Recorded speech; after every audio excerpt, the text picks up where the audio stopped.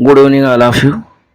दोस्तों, ये जीव विज्ञान का अंतिम और आखिरी जो है लेक्चर है, 7वां लेक्चर।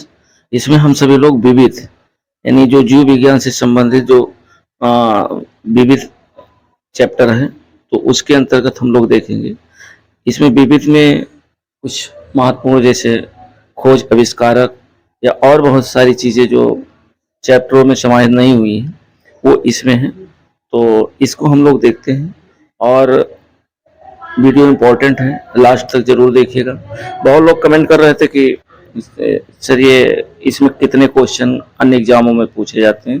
तो दोस्तों ये जान लीजिए कि इंडिया का कोई भी एग्जाम हो जिसमें चाहे प्री हो चाहे मेंस हो, या मेंस डिस्क्रिप्टिव की बात मैं नहीं कर रहा हूँ, लेकिन जितने भी प्री एग्जाम हैं, प्री में दोस्तों जीएस पूछा ही जाता है। और जीएस में लाइक चाहे इंडियन पॉलिटी हो, चाहे इंडियन ज्योग्राफी हो, या वर्ल्ड ज्योग्राफी हो, या पर्यावरण पारिस्थितिकी हो, या आपका साइंस हो, साइंस में फिजिक्स, केमिस्ट्री, बायो, या इसके साथ हिस्ट्री, चाहे वो एंशियंट हिस्ट्री हो, मॉडर्न हो, या जो है आपका जो टेक्नोलॉजी आता है जो है प्रौद्योगिकी, इससे क्वेश्चन लगभग में आपको हर एग्जाम में देखने को मिलते हैं। इंडिया का कोई भी एग्जाम हो, लाइक है चाहे आरओआर हो, ईपीपीसीएस हो, आईएएस हो, या आपका जो है पेट हो, या लेखपाल हो, या पटवारी हो, या मध्य प्रदेश, या वनडे एग्जाम में चाहे शिक्षक भर्ती की कोई भी परीक्षा हो, तो शिक्षक भर्ती में जहाँ जीएस पूछा जाता है दोस्तों, तो वहाँ जीएस से संबंधित आपको क्वेश्चन यहाँ से देखने को मिलते हैं। और ये आपका एनसीईआरटी सार संग्रह है 6 to 12 निचोड़ जिसको कहते हैं। तो इसमें हमने जो है इंडियन पॉलिटी कवर कर ली है, इंडियन ज्योग्राफी कंप्लीट हो गया है, प्लेलिस्ट बनी हुई है, वर्ल्ड ज्योग्राफी कंप्लीट हो गया, उसकी भी प्लेलिस्ट बनी हुई है, chapter by chapter, lecture by lecture, एक एक चैप्टर कुछ भी छोड़ा नहीं गया है। 6 to 12 का एनसीईआरटी है। और उसके साथ जो है पर्यावरण पारिस्थितिकी, उसके साथ साथ जो है हमने साइंस में आपका फिजिक्स, केमिस्ट्री और बायो का ये लास्ट चैप्टर है। सब में लगभग में 6 से 7 लेक्चर हैं और उन सबको कंप्लीट किया गया है जहाँ से क्वेश्चन बनते हैं, तो कुछ भी छोड़ा नहीं गया है। बहुत लोग ये भी पूछते हैं कि कितना आएगा। तो अब जैसे शिक्षक भर्ती में मान लीजिए कहीं कहीं जो है 100 नंबर का जीएस होता है, तो जीएस में करंट को छोड़कर बाकी जितना भी जीएस आपका है वो आपका जो है क्वेश्चन एनसीईआरटी से देखने को मिलते हैं। तो ये रहा आप लोगों के कमेंट का कुछ, और साथ ही साथ फिजूल का कमेंट ना किया करें, क्योंकि जो भी आप कमेंट करें वो सोच समझ करके करें। और आप अगर पढ़ने वाले हैं तो पढ़िए, अन्यथा जो है स्किप करके आप जा सकते हैं। तो दोस्तों देर न करते हुए वीडियो को शुरू करते हैं, क्योंकि बहुत ही इंपॉर्टेंट टॉपिक है। एंड तक जरूर देखिएगा, बहुत छोटा ही वीडियो 10-15 मिनट का है, तो इससे आपके क्वेश्चन आपको देखने को एग्जाम में जरूर मिलेंगे और मिलते हैं। तो पहला क्वेश्चन आपका है, यानी पहला पॉइंट है, कह रहा आनुवांशिक विज्ञान का जनक। आनुवांशिक विज्ञान का जनक किसे कहा जाता है? तो ये कहा जाता है दोस्तों ग्रेगर जॉन मेंडल को। ग्रेगर जॉन मेंडल को आनुवांशिक विज्ञान का जनक, पिता कहा जाता है। अगला पॉइंट कह रहा है कि एजोला एक जलीय फर्न है जो जैव उर्वरक के रूप में प्रयोग किया जाता है, क्योंकि ये जो है नील हरित शैवाल का सहचारी है। ये दोस्तों पूछा गया है, कई बार पूछा गया है एजोला के बारे में। ध्यान रखिएगा कि एजोला एक जलीय फर्न है जो जैव उर्वरक के रूप में, यानी जैविक उर्वरक के रूप में भी इसका प्रयोग किया जाता है, और ये नील हरित शैवाल का सहचारी है, सहयोगी कह लीजिए। अगला पॉइंट कह रहा है कि आनुवांशिकता की इकाई को क्या कहा जाता है? तो आनुवांशिकता की इकाई को दोस्तों जीन के नाम से जाना जाता है। जेनेटिक जो होता है ना, तो आनुवांशिक इकाई को जीन के नाम से जाना जाता है। नेक्स्ट पॉइंट कह रहा है कि सोयाबीन में दोस्तों नाइट्रोजन स्थिरीकरण के लिए जो है किस बैक्टीरिया का प्रयोग किया जाता है? तो सोयाबीन में जो नाइट्रोजन स्थिरीकरण है, इसके लिए जिस बैक्टीरिया का प्रयोग किया जाता है वो दोस्तों है राइजोबियम जैपोनिकम। ये एक बैक्टीरिया है जिसका जो है हम लोग सोयाबीन में नाइट्रोजन स्थिरीकरण के रूप में प्रयोग करते हैं। और नेक्स्ट पॉइंट करा कि मेंडल ने अपने वंशागत नियमों मेंडल ने अपने वंशागत नियमों को प्रतिपादित करने के लिए किस पौधे का प्रयोग किया? तो मेंडल ने दोस्तों मटर के पौधे का प्रयोग किया था वंशागत नियमों को प्रतिपादित करने के लिए। आगे हम लोग देखते हैं कि डीएनए में पाया जाने वाला जो टायरोसिन है, यानी डीएनए में पाया जाने वाला टायरोसिन जो यौगिक है, ये दोस्तों अमीनो अम्ल का निर्माण नहीं करता है। यानी डीएनए में एक यौगिक पाया जाता है और उस यौगिक का नाम है टायरोसिन, और ये टायरोसिन जो है ये अमीनो अम्ल का निर्माण नहीं करता है, ये ध्यान रखिएगा। नेक्स्ट पॉइंट है कि जैव उर्वरक के रूप में किस सूक्ष्म जीवों का प्रयोग किया जाता है? तो ये दोस्तों साइनोबैक्टीरिया जो है सूक्ष्म जीव का प्रयोग किया जाता है। वेरी इंपॉर्टेंट है, कई बार विभिन्न एग्जामों में पूछा भी गया है। जैव उर्वरक के रूप में, जैविक उर्वरक के रूप में जो सूक्ष्म जीव का प्रयोग किया जाता है वो है साइनोबैक्टीरिया। नेक्स्ट पॉइंट कह रहा है कि जीवों में जो आनुवांशिक लक्षण है, जीवों में आनुवांशिक लक्षण किसके माध्यम से संतानों में जाते हैं? तो ये दोस्तों क्रोमोसोम के द्वारा एक पीढ़ी से दूसरी पीढ़ी में ये आनुवांशिक लक्षण जो है ट्रांसपेरेंट होते रहते हैं। तो ये पूछ रहा है कि जीवों में जो आनुवांशिक लक्षण है किसके माध्यम से संतानों में जाते हैं? तो ये जाते हैं क्रोमोसोम के द्वारा। अगला पॉइंट कह रहा है कि पुरुष में जो है जो सेक्स हार्मोन्स होता है वो कौन सा है? तो पुरुषों में जो सेक्स हार्मोन्स होता है उस सेक्स हार्मोन्स का नाम है टेस्टोस्टेरॉन। टेस्टोस्टेरॉन एक ऐसा हार्मोन्स है जो केवल पुरुष में जो है हार्मोन्स पाया जाता है, यानी पुरुष सेक्स हार्मोन से। अगला पॉइंट करा कि कौन सी ग्रंथि को एक विशेष हार्मोन का स्राव करने के लिए आयोडीन की आवश्यकता होती है, जिसकी कमी से दोस्तों घेंगा रोग होता है? तो वो है आपका थायराइड। बहुत बार दोस्तों विभिन्न एग्जामों में क्वेश्चन पूछा गया है, ध्यान रखिएगा आयोडीन और थायराइड, तो ये विशेष ध्यान रखिएगा, यहाँ से क्वेश्चन बनता है। अगला पॉइंट कह रहा है कि प्राणियों में जो आहार होता है या श्वसन होता है और संश्लेषण उपापचय जो होता है, इसके 3 प्रमुख गुण हैं। प्राणियों में 3 प्रमुख गुण क्या है? एक तो आहार, श्वसन और संश्लेषण उपापचय के 3 प्रमुख गुण हैं। नेक्स्ट पॉइंट कह रहा है कि श्वेत वाष्पन, श्वेत जो वाष्पन की क्रिया है वो किससे संबंधित है? तो ये दोस्तों संबंधित है ऊष्मा शोषक क्रिया से। जो श्वेत वाष्पन की क्रिया है ये ऊष्मा शोषक क्रिया से संबंधित है। अगला पॉइंट कह रहा है कि कोलेस्ट्रॉल जो होता है, कोलेस्ट्रॉल क्या है? तो ये जंतु वसा में उपस्थित वसीय एल्कोहल है। जंतु वसा में उपस्थित वसीय जो एल्कोहल है इसी को लोग कोलेस्ट्रॉल का रूप देते हैं, नहीं इसमें कोलेस्ट्रॉल पाया जाता है जंतु के वसा में चर्बी में वसीय एल्कोहल होता है। अगला पॉइंट करें कि कार्बन डेटिंग जो विधि है दोस्तों बहुत इंपॉर्टेंट है, कई बार पूछा गया है। तो कार्बन डेटिंग विधि का प्रयोग किसकी आयु निर्धारण हेतु किया जाता है? तो कार्बन डेटिंग का प्रयोग जीवाश्मों की आयु का निर्धारण करने में कार्बन डेटिंग का प्रयोग किया जाता है। कई बार ये पूछा गया है कि जीवाश्मों का अध्ययन करने में किस विधि का प्रयोग किया जाता है? तो कार्बन डेटिंग विधि का प्रयोग किया जाता है। अगला पॉइंट कह रहा है कि प्रथम डायनोसोरियस, प्रथम जो डायनोसोरियम है वो प्रथम डायनोसोरियम केंद्र कहाँ स्थापित किया गया? तो प्रथम डायनोसोरियम केंद्र जो है वो दोस्तों हैदराबाद में स्थापित किया गया। और अगला पॉइंट है कि भोजन वनस्पति घी की अपेक्षा तेल में, यानी वनस्पति घी की अपेक्षा तेल में बनाना स्वास्थ्य के लिए लाभदायक क्यों माना जाता है? तो भोजन वनस्पति घी की अपेक्षा तेल में बनाना स्वास्थ्य के लिए लाभदायक माना जाता है क्योंकि तेल में जो होता है असंतृप्त वसाएं होती हैं। असंतृप्त वसाएं होने के कारण जो है तेल में भोजन पकाना जो है ज़्यादा अच्छा रहता है वनस्पति घी की अपेक्षा। अगला पॉइंट कह रहा है कि गत प्रेरक का कार्य हृदय स्पंदन या धड़कन को सामंजित करना है, यानी गत प्रेरक का जो कार्य करता है वो हृदय स्पंदन या धड़कन को समंजित करना होता है। अगला पॉइंट देखते हैं दोस्तों। अगला पॉइंट कह रहा है कि फेरोमोन्स किस में पाए जाते हैं? तो फेरोमोन्स दोस्तों कीटों में पाए जाते हैं। नेक्स्ट पॉइंट कह रहा है कि आयोडीन किससे प्राप्त होता है? तो आयोडीन अगर पूछ रहे कि आयोडीन किससे प्राप्त होता है तो आयोडीन लैमिनेरिया नामक एक शैवाल होता है और उसी से आयोडीन प्राप्त किया जाता है। और आयोडीन की कमी से दोस्तों घेंघा रोग होता है, जो कि थायरॉक्सिन की जो ग्रंथियां होती हैं गले में वो फूल जाती हैं। तो ये ध्यान रखिएगा कि आयोडीन की कमी से घेंघा रोग और आयोडीन जो है प्राप्त किससे किया जाता है, तो लैमिनेरिया नामक एक शैवाल होता है, उससे प्राप्त किया जाता है। अगला पॉइंट हम लोग देखते हैं कि ट्रैकोमा बीमारी जो होती है ये किस अंग से संबंधित है, तो ट्रैकोमा जो बीमारी है ये दोस्तों आंख से संबंधित रोग है। और अगला पॉइंट कह रहा है कि स्थानीय वनस्पतियों का जो संग्रहण है वो क्या कहलाता है, तो स्थानीय जो वनस्पतियां होती हैं उनका जो संग्रहण होता है यानी कलेक्शन होता है वो दोस्तों हर्बेरियम के नाम से जाना जाता है।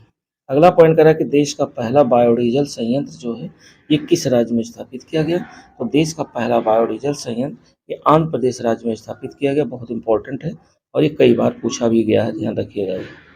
अगला पॉइंट कह रहा है कि गुर्दे की जो पथरी होती है, गुर्दे की पथरी को किरणों द्वारा तोड़ना क्या कहलाता है, तो गुर्दे की जो पथरी होती है उसको किरणों द्वारा तोड़ करके बाहर निकालते हैं और उसको कहते हैं लिथोट्रिप्सी। ये गुर्दे की पथरी को किरणों द्वारा तोड़ना कहलाता है लिथोट्रिप्सी। नेक्स्ट पॉइंट कह रहा है कि शरीर के आंतरिक भागों के अवलोकन के लिए प्रयोग में आने वाली जो परकलित टोमोग्राफी है, टोमोग्राफी के लिए एक्स किरणें प्रयोग में लाई जाती है। कौन सी किरणें, टोमोग्राफी के लिए एक्स किरणें प्रयोग में लाई जाती हैं और ये आंतरिक भाग के अवलोकन के लिए यानी आंतरिक भाग को देखभाल करने के लिए। अगला पॉइंट कह रहा है कि शांति स्वरूप भटनागर पुरस्कार दोस्तों कई बार पूछा गया है, किस क्षेत्र में प्रदान किया जाता है, तो विज्ञान क्षेत्र में प्रदान किया जाता है। इंपॉर्टेंट पॉइंट है, यानी विज्ञान क्षेत्र में देने वाला जो सर्वोच्च पुरस्कार है वो शांति स्वरूप भटनागर पुरस्कार है। अगला पॉइंट कह रहा है कि पर्णहरित में कौन सा मुख्य तत्व पाया जाता है, तो पर्णहरित में दोस्तों मैग्नीशियम तत्व मुख्य रूप से पाया जाता है और ये भी पूछा गया है, इंपॉर्टेंट है। पेंसिलिन दोस्तों कई बार पूछा गया कि इसके आविष्कारक कौन है, तो पेंसिलिन का आविष्कार अलेक्जेंडर फ्लेमिंग ने किया था। वेरी वेरी इंपॉर्टेंट है। अगला पॉइंट करा कि कृत्रिम रेशम को किस नाम से जाना जाता है, तो कृत्रिम रेशम को रेयॉन के नाम से जाना जाता है। नेक्स्ट पॉइंट करा कि 2,4-D में 2,4 जो है डाइक्लोरोफिनॉक्सी एसिटिक एसिड का प्रयोग किस रूप में किया जाता है, तो ये शौकनाशी के रूप में किया जाता है। 2,4-D खरपतवार नाशी जिसे कहते हैं, तो शौकनाशी के रूप में इसका प्रयोग किया जाता है। और अब नेक्स्ट पॉइंट कह रहा है कि एक परजीवी पर दूसरे परजीवी के आश्रित रहने की स्थिति क्या होती है, यानी एक परजीवी के ऊपर जब दूसरा परजीवी आश्रित है तो इस स्थिति को उपपरजीविता के नाम से जाना जाता है। और नेक्स्ट पॉइंट है कि आंख की सुग्राहता किस रंग के लिए सबसे अधिक होती है, तो आंख की जो सुग्राहता है वो पीला एवं हरा रंग के लिए सबसे अधिक होती है। नेक्स्ट पॉइंट कह रहा है कि बायोडीजल बनाने में किस वनस्पति का प्रयोग किया जाता है, तो बायोडीजल बनाने में जिस वनस्पति का प्रयोग किया जाता है उसे रतनजोत या जेट्रोफा के नाम से जाना जाता है। बायोडीजल बनाने में किस वनस्पति का प्रयोग किया जाता है, तो रतनजोत या जेट्रोफा नामक पौधे जो है वनस्पति का प्रयोग किया जाता है। ये दोस्तों कई बार पूछा गया है, ध्यान रखिएगा, इंपॉर्टेंट पॉइंट है। अगला पॉइंट कह रहा है कि ऊर्जा के वैकल्पिक जो स्रोत है, ऊर्जा के वैकल्पिक स्रोत के संदर्भ में जैव ईंधन एथेनॉल को किससे प्राप्त किया जाता है, तो जैव ईंधन एथेनॉल दोस्तों गन्ना एवं मक्का से प्राप्त किया जाता है, इंपॉर्टेंट है। और अगला पॉइंट कह रहा है कि व्हाइट लॉग हॉर्न किसकी एक किस्म है, तो ये दोस्तों कुक्कुटों की एक किस्म है व्हाइट लेग हॉर्न। ये कुक्कुटों की एक जो है किस्म है, कुक्कुट का कहिए मतलब चिकन। अगला पॉइंट करा कि दीमक को अन्य किस नाम से जाना जाता है, दीमक को श्वेत चींटी के नाम से जाना जाता है, इंपॉर्टेंट है। दीमक को किस नाम से जाना जाता है, श्वेत चींटी के नाम से जाना जाता है। अगला पॉइंट हम लोग देखते हैं कि भारत में high security animal disease laboratory कहाँ स्थित है, तो ये दोस्तों भोपाल में स्थित है। High security animal disease laboratory ये पूछ सकता है कि भारत में कहाँ स्थित है, तो ये भोपाल में स्थित है। नेक्स्ट पॉइंट है कि नेको नामक संस्था किससे संबंधित है, तो नेको नामक जो संस्था है वो दोस्तों एड्स से संबंधित है, नेको नामक संस्था। अगला पॉइंट है कि CDRI कहाँ स्थित है, तो CDRI दोस्तों लखनऊ में स्थित है, यानी central drugs research institute. CDRI ये लखनऊ में स्थित है, कई बार ये पूछा गया है। ध्यान रखिएगा। अगला पॉइंट कह रहा है कि भारतीय सर्वेक्षण विभाग किस मंत्रालय के अधीन है? तो भारतीय सर्वेक्षण विभाग दोस्तों ये विज्ञान एवं प्रौद्योगिकी मंत्रालय के अधीन कार्य करता है। कई बार ये क्वेश्चन पूछा गया है। और नेक्स्ट पॉइंट कह रहा है कि आक्सैनोमीटर का प्रयोग किस लिए किया जाता है? तो आक्सैनोमीटर का प्रयोग दोस्तों पादपों की वृद्धि दर नापने में किया जाता है। आक्सैनोमीटर का प्रयोग पादपों की वृद्धि दर को मापने में किया जाता है कि पादप या जो पौधे हैं वो किस तरीके से बढ़ रहे हैं, उनको नापने के लिए। नेक्स्ट पॉइंट कह रहा है कि भारत का जो प्रथम दंत चिकित्सक महाविद्यालय है वो कहाँ स्थापित किया गया? तो भारत का पहला दंत चिकित्सक महाविद्यालय दोस्तों कलकत्ता में स्थापित किया गया। वेरी वेरी इंपॉर्टेंट पॉइंट है, ध्यान रखिएगा। और अगला पॉइंट कह रहा है कि भ्रूणीय वृद्धि को मापने के लिए अल्ट्रासोनिक्स तकनीक का प्रयोग किया जाता है। यानी भ्रूणीय वृद्धि को मापने के लिए भ्रूणीय वृद्धि नापने के लिए किस जो है पूछ सकता है कि किस तकनीक का प्रयोग किया जाता है? तो अल्ट्रासोनिक तकनीकी का प्रयोग किया जाता है। नेक्स्ट पॉइंट कह रहा है हीरोइन या नोस्कापीन किस पादप से निर्मित की जाती है? तो ये दोस्तों अफीम पोस्ता से तैयार किया जाता है हीरोइन। और नेक्स्ट पॉइंट कह रहा है कि बारूदी सुरंगों का पता लगाने में कौन से यंत्र उपयोगी होते हैं? तो बारूदी सुरंगों का पता लगाने के लिए मधुमक्खी यंत्र उपयोगी होते हैं। अगला पॉइंट कह रहा है कि मधुमक्खी जो कॉलोनी है कि सदस्य अपने सदस्यों को कैसे पहचानते हैं? तो मधुमक्खी कॉलोनी के जो सदस्य होते हैं अपने सदस्यों को नर्तन यानी डांस के द्वारा ये पहचान लेते हैं। और नेक्स्ट पॉइंट कह रहा है कि टमाटर के जो बीज होते हैं, बीज रहित जो फल हैं का उत्पादन किस प्रकार संभव है? तो टमाटर के बीज रहित फल का जो उत्पादन है वो दोस्तों पुष्पों और हार्मोन्स के छिड़काव के लिए संभव है। नेक्स्ट पॉइंट कह रहा है कि पाली हाउस का प्रयोग पौधों को उगाने के लिए किया जाता है।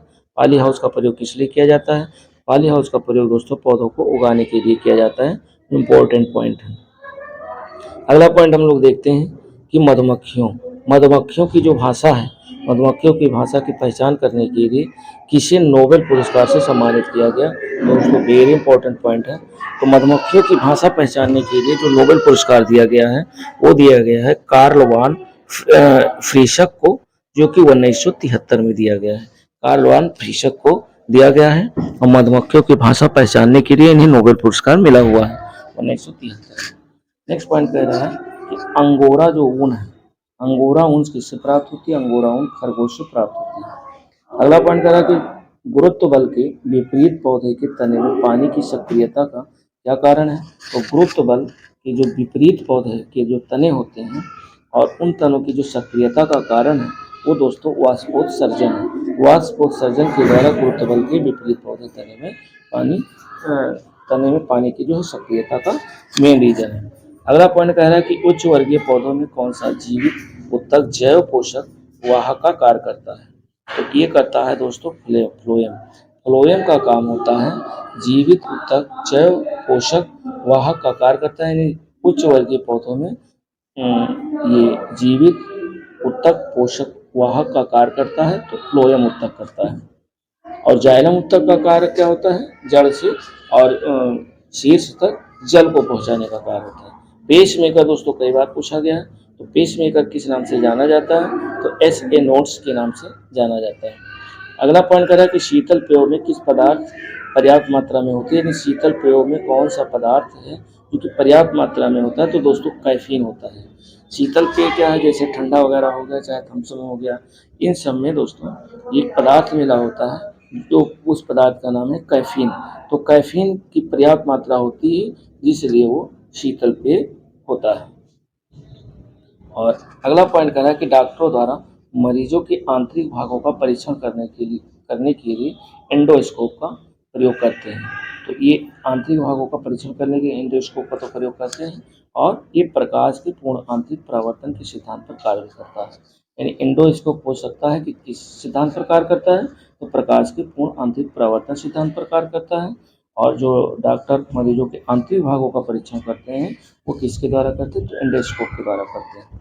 अगला पॉइंट कह रहा है कि हरगोविंद खुराना को किस उपलब्धि के लिए नोबेल पुरस्कार से सम्मानित किया गया? तो जो हरगोविंद खुराना है उनको दोस्तों जेनेटिक कोड की भाषा तथा प्रोटीन के संश्लेषण में इसकी भूमिका को समझाने के लिए जो है नोबेल पुरस्कार दिया गया था। नेक्स्ट पॉइंट का प्रयोगशाला में सर्वप्रथम DNA का संश्लेषण किसने किया? प्रयोगशाला में सबसे पहले डीएनए का संश्लेषण दोस्तों हरगोविंद खुराना ने ही किया था। वेरी वेरी इंपॉर्टेंट, कई बार ये क्वेश्चन पूछा गया है। और नेक्स्ट पॉइंट कह रहा है कि श्वान माने कुत्ता, यानी श्वान उपजातियों में कौन सी उपजाति भौंकने में असमर्थ होती है, यानी कुत्तों में एक ऐसी उपजाति होती है जो भौंक नहीं सकती है, और वो उपजात का नाम है दोस्तों डिंगो। डिंगो उपजात जो कुत्ते होते हैं वो भौंकने में असमर्थ होते हैं। अगला पॉइंट कह रहा है कि घोंसला बनाने वाला एकमात्र सर्प कौन सा है, तो जो घोंसला बनाकर रहता है तो वो दोस्तों किंग कोबरा। किंग कोबरा ऐसा सर्प है जो घोंसला बना करके रहता है। नेक्स्ट पॉइंट कह रहा है कि बीज के प्रकीर्णन की जो सेंसर विधि है, बीज के प्रकीर्णन की सेंसर विधि किस पादप में पाई जाती है, तो बीज के प्रकीर्णन की जो सेंसर विधि है वो दोस्तों पोस्ती में पाई जाती है।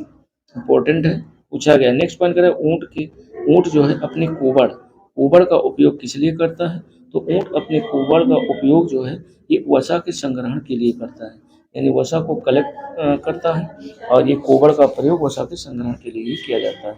नेक्स्ट पॉइंट कह रहा है कि जार्विक सेवन, दोस्तों कई बार पूछा गया है जार्विक सेवन। तो जार्विक सेवन जो एक कृत्रिम हृदय है का आविष्कार किसने किया, तो ये आविष्कार किया था रॉबर्ट जार्विक ने, और इन्हीं के नाम पे जार्विक सेवन कृत्रिम हृदय का नाम रखा गया। नेक्स्ट पॉइंट कह रहा है कि संयुक्त राज्य अमेरिका की सेना द्वारा वियतनाम युद्ध, यानी संयुक्त राज्य जो है अमेरिका की सेना द्वारा वियतनाम का जो युद्ध हुआ उसमें प्रयुक्त जो खरपतवार नाशक रसायन जो था क्या था, एजेंट ऑरेंज के नाम से जाना जाता है।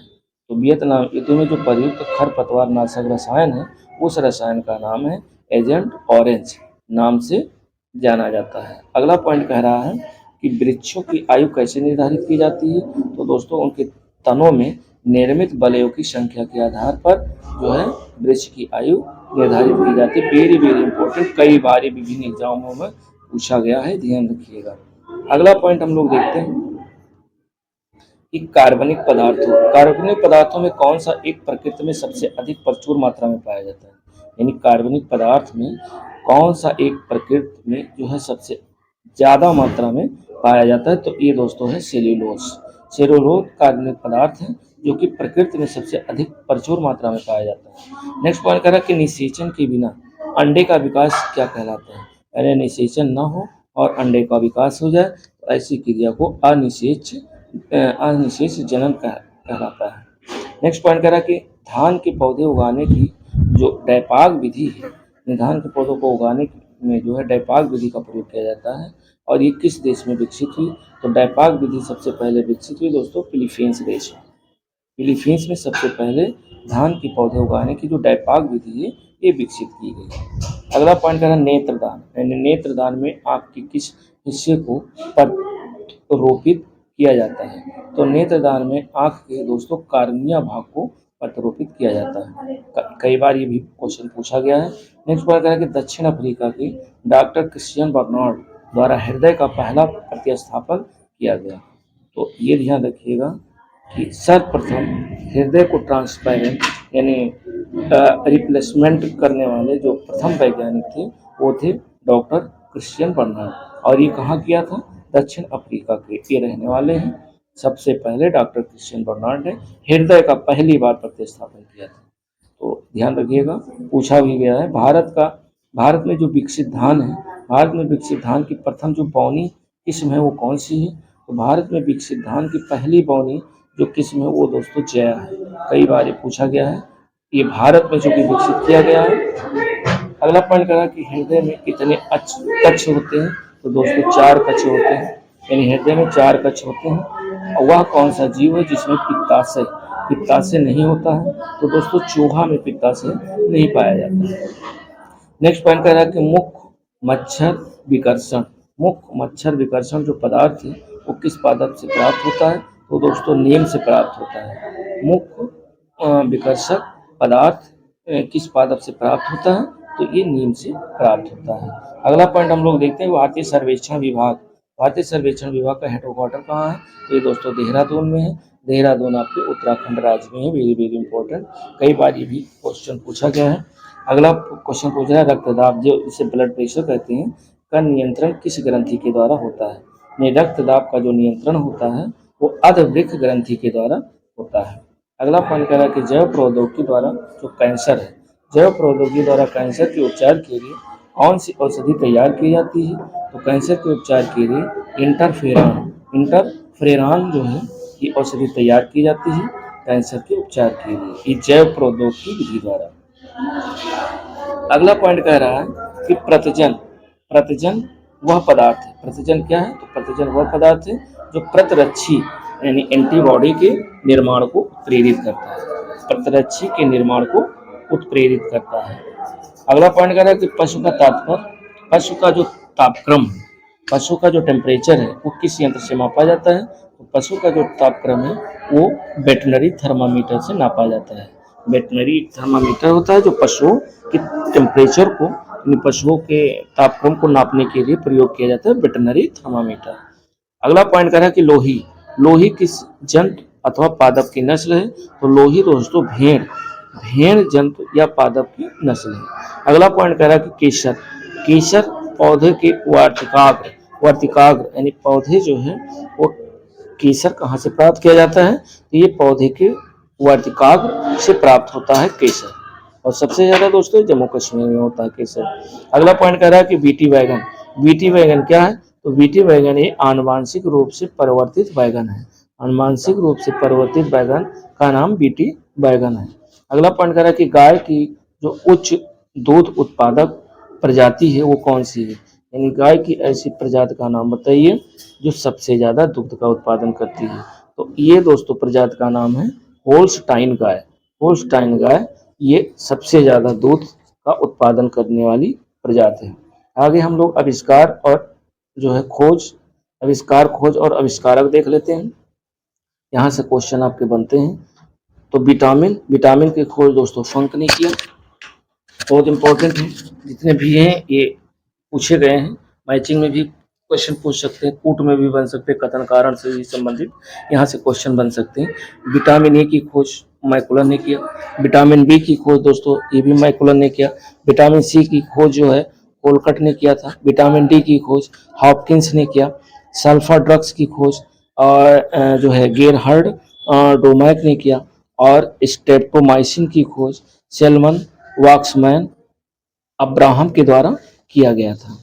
और हृदय प्रत्यारोपण की जो खोज है वो सबसे पहले किसने की? तो ये क्रिश्चियन बर्नार्ड अभी हम लोगों ने देखा। सबसे पहले हार्ट का जो है ट्रांसपेरेंट करने वाले जो वैज्ञानिक है क्रिश्चियन बर्नार्ड है।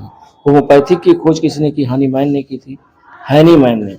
और मलेरिया परजीवी व चिकित्सा की खोज रोलांड रॉस ने किया। पेचिस तथा प्लेग की चिकित्सा की खोज किटाजाओ ने किया। लिंग हार्मोन्स की खोज स्टेनॉच ने किया। और ओपन हार्ट सर्जरी की खोज किसने की? तो वाल्टन लेलेन हल ने किया। गर्भ निरोधक गोलियों की खोज किसने की? तो पिनकस ने की। और हम लोग देखते हैं आविष्कारक खोज, इससे संबंधित कुछ और पॉइंट है। प्रथम प्रखनली में जो शिशु का जन्म हुआ वो उसकी खोज जो है एडवर्ड्स स्टेप्टो ने की। इलेक्ट्रोकार्डियोग्राफ की खोज विलियम इंथोवेन ने किया। एंटीजन की खोज लैंडस्टीनर ने की। आरएनए की खोज फ्रेडरिक मिशन ने किया। डीएनए की खोज जेम्स वाटसन तथा क्रिक ने किया। वेरी इंपॉर्टेंट है, कई बार पूछा गया है। इंसुलिन की खोज फ्रेडरिक ग्रांट बेंटिंग ने की। क्लोरोफार्म की खोज हैरिसन सिम्पसन ने किया।